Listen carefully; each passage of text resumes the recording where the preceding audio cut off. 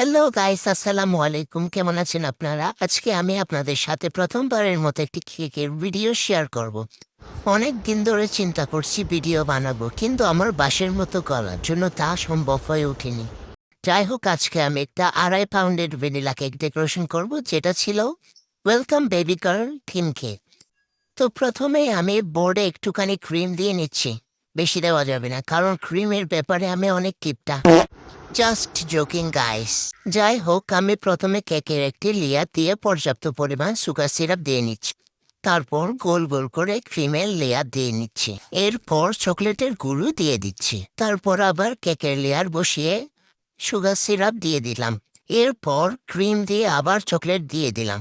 Same process আবারও করার পর বুঝতে পারলাম আমার কেকটি ব্রুজ খলিফা হতে আর বেশি দেরি নেই।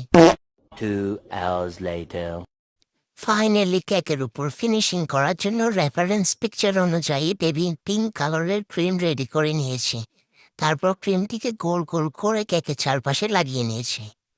তারপর প্যালেট নাইফের সাহায্যে ক্রিমগুলো ভালোভাবে মিশিয়ে নিচ্ছি। তারপর একটি স্ক্র্যাপারের সাহায্যে স্মুথভাবে ফিনিশিং দিয়ে নিচ্ছি।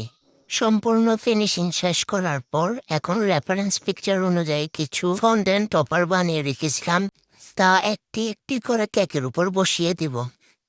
2,000 years later. এখন দুইটা কাস্টমাইজ টপার প্রিন্ট করে রেখেছিলাম, সেটা কেকের উপর বসিয়ে দিব।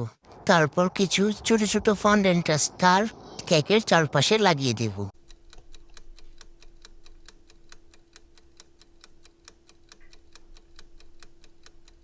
এখন কিছুটা হোয়াইট সুগার বল কেকের চারপাশে ছড়িয়ে দেব।